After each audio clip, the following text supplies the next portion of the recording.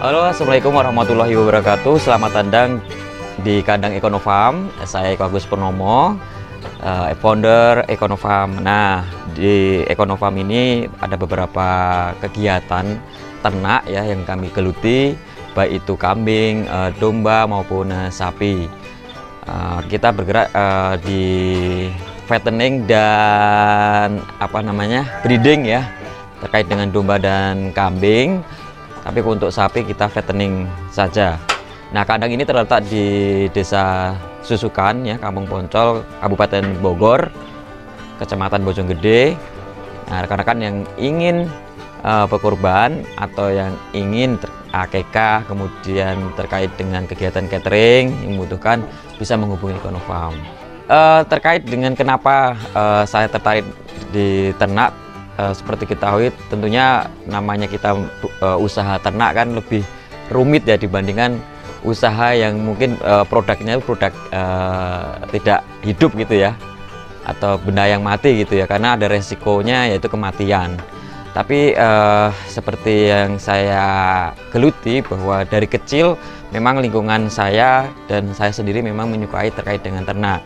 Dari saya kuliah waktu dulu itu kami sudah berternak ya, jadi saya kuliah di Jogja, sambil kuliah saya sambil berternak dan lulus waktu itu hampir 40 ekor kambing dan domba ya ketika lulus. Nah, kebetulan langsung hijrah ke Jakarta dan alhamdulillah saat pandemi ya, kebetulan saat itu pandemi banyak sekali yang membutuhkan pekerjaan, dan kebetulan di kantor saya juga belum siap ya terkait dengan infrastruktur, sehingga stuck hampir 3 bulan. Dari biasanya saya banyak aktivitas gitu ya, ternyata stuck. Akhirnya hobi beternak itu muncul kembali, mau nggak mau lahirinlah Ekonofarm ini. Terkait dengan tantangan dalam berusaha ternak ya, baik itu kambing, sapi maupun domba, tentunya banyak sekali ya, dari khususnya terkait dengan SDM ya. Jadi sumber daya manusia itu juga cukup penting karena menjadi kunci dari beternak ya. Jadi ketika kita memiliki SDM yang memang kompeten ya, kemudian tidak hanya infrastruktur, tapi juga hal lainnya itu khususnya di SDM itu cukup penting karena dia yang mengurusi sehari-hari ternak-ternak ini gitu ya. Jadi menurut saya tantangan terbesar di Ekonofarm yaitu ya SDM itu sendiri, atau disebut kita anak kandang gitu ya. Yang kedua terkait dengan perawatan kambing dan domba ya, karena ini hewan hidup gitu ya, hewan hidup, dan resiko tingginya itu kematian ketika kadang-kadang ya tidak ada angin, tidak ada hujan, tiba-tiba mati gitu ya hewan ternaknya. Nah, itu mungkin tantangan di awal-awal ketika kita membangun peternakan ini. Kalau terkait dengan permodalan, alhamdulillah sih support system dan kepercayaan ya yang dihadirkan sih tidak terlalu banyak untuk melakukan invasi atau mengenalkan dari produk Ekonofarm sendiri. Sebenarnya produk Ekonofarm itu ada banyak ya, tidak hanya hewan ternak, yaitu terkait dengan dagingnya, tetapi juga kita menjual hewan yang diternakan anakan, kemudian kita juga jual pakan, kita juga jual pupuk kandangnya juga, dan kita juga untuk waktu dekat kita juga akan buka warung makan. Jadi insya Allah sih nggak ada yang terbuang ya dari produk ini gitu.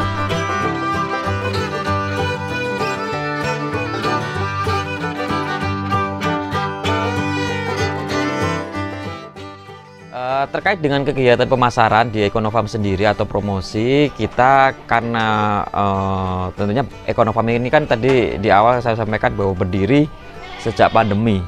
Nah, maka kita coba menghadirkan kandang itu ke rumah, jadi orang nggak perlu ke kandang.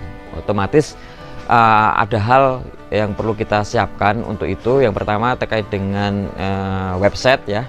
Jadi waktu itu memang kebutuhan pasar, dalam arti kita kerjasama dengan beberapa DKM. Nah, ketika biasanya itu tahun-tahun itu bisa langsung menghadirkan kambingnya itu di masjid ya, salah satu itu di daerah BSD, tapi kebetulan waktu itu dilarang oleh atau tidak diizinkan untuk buka showroom di situ. Mau nggak mau kita memfasilitasi DKM tersebut untuk bisa memilih secara langsung. Jadi di sana mungkin teman-teman bisa buka website kita www.econofarm.id. Nah, di sana rekan-rekan bisa cek ya spesifikasi dari setiap hewan yang ingin dibeli ya, dan di sana juga langsung direct dengan YouTube ya. Jadi tidak hanya bentuk gambar tapi juga bentuk video. Kemudian juga ada jenisnya ya, apakah dia jenis kambing Jawa Randu dan sebagainya, ataupun domba maupun sapi. Jadi dari situlah alhamdulillah saat pandemi kita tetap bisa sustain terus ya untuk jadi tidak ada hal yang berarti, dan alhamdulillah sold out semua juga waktu pandemi pertama kali. Selain tadi website, kita ada Instagram. Rekan-rekan bisa cek Instagram kami yaitu econo.farm ya. Di sana juga kita punya berbagai macam media informasi, baik itu terkait dengan produk-produk tadi ya, pakan dan sebagainya, kita juga promote melalui Instagram. Nah, selain Instagram kita dan website, kita juga ada media toko online.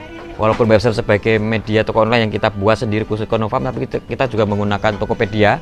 Nah, Tokopedia di sana kita juga upload terkait dengan pakan ya, dan alhamdulillah juga Tokopedia itu luar biasa juga. Jadi kita di kandang sebelah ada produksi juga pakan untuk khususnya untuk peternak.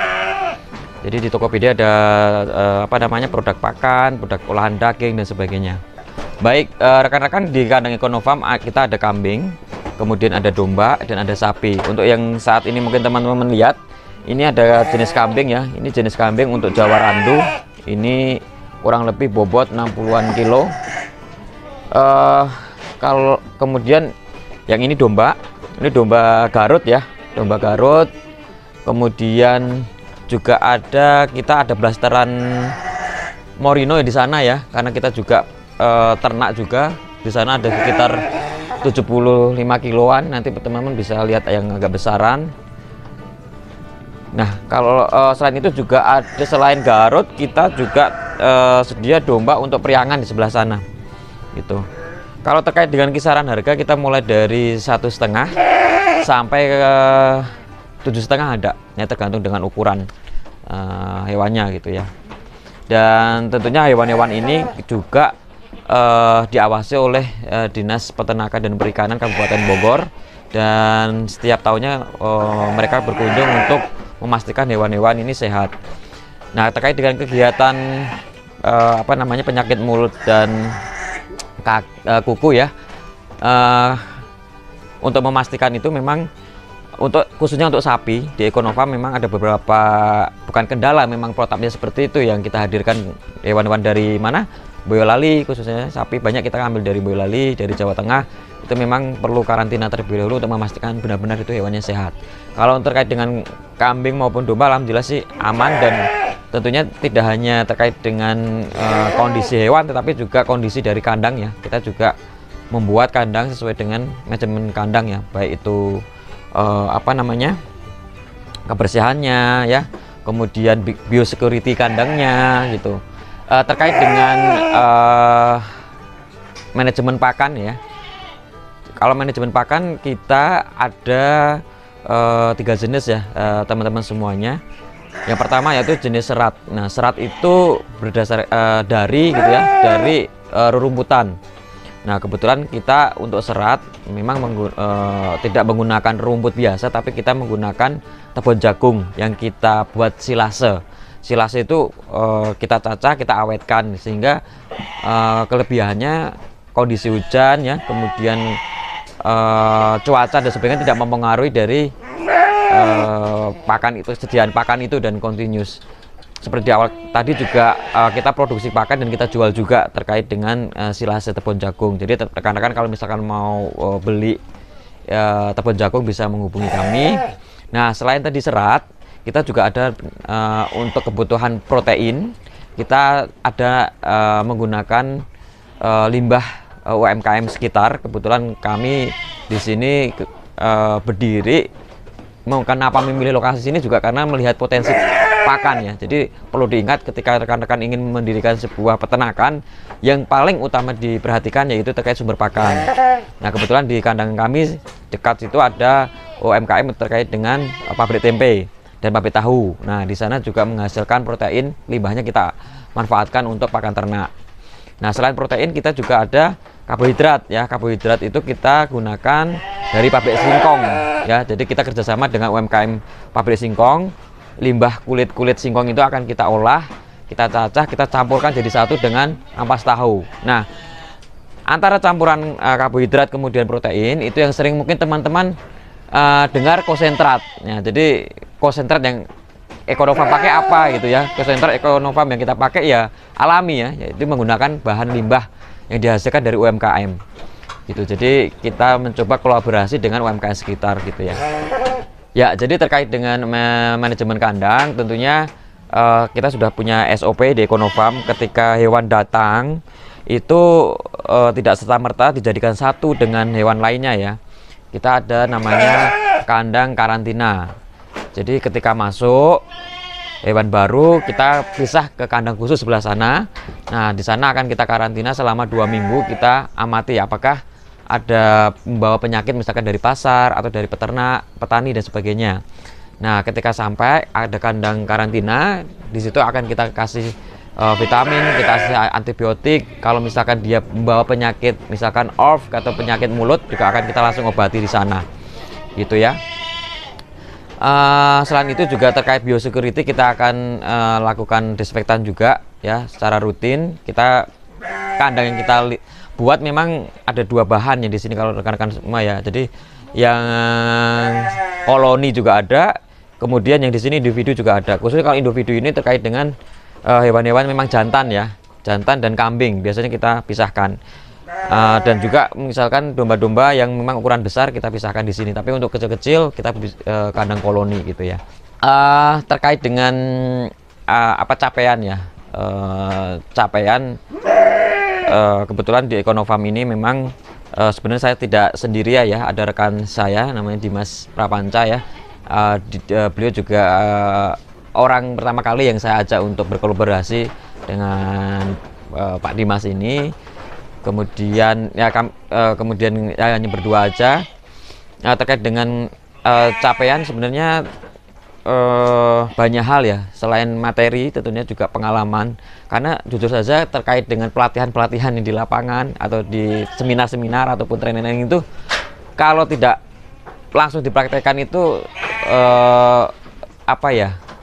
sangat jauh berbeda gitu loh. Jadi memang peternak itu tidak hanya cukup latihan di YouTube atau mendengarkan YouTube ya, tetapi YouTube itu salah satu pintunya saja, tapi menjadi ini pengalaman ya.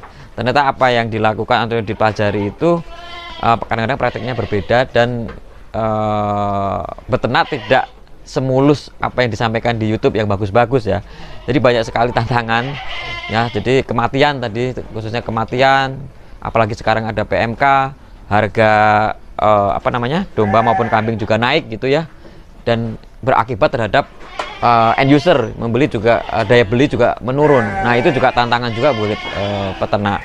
Nah, terkait dengan omset, karena kita berbagai produk ya, alhamdulillah juga yang penting bisa bermanfaat ya, dalam arti masih bisa untuk operasional. Karena memang di awal kita berdiri, seperti yang saya sampaikan di awal, bahwa ini berdiri karena ada COVID kan. Nah, karena ada COVID, kemudian banyak mungkin yang membutuhkan pekerjaan, dan memang hobi saya ini gitu ya, kita coba dirikan. Nah, jadi intinya sebenarnya terkait dengan profit ini, bagaimana kita bisa memberikan manfaat terhadap masyarakat sekitar ya, gitu.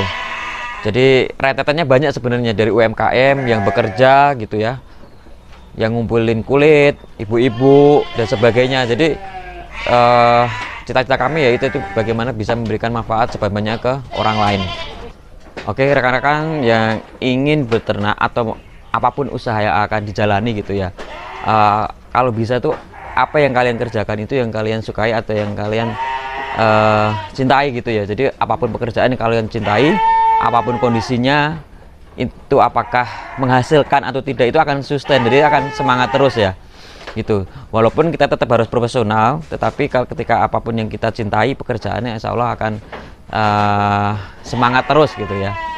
Yang kedua juga ketika kita berusaha, memang banyak ya pengusaha yang tujuannya termasuk menghasilkan omset gitu ya. Tapi kalau di Ekonofarm, yang prioritas kami adalah bagaimana memberikan dampak manfaat ya, manfaat besar terhadap masyarakat sekitar.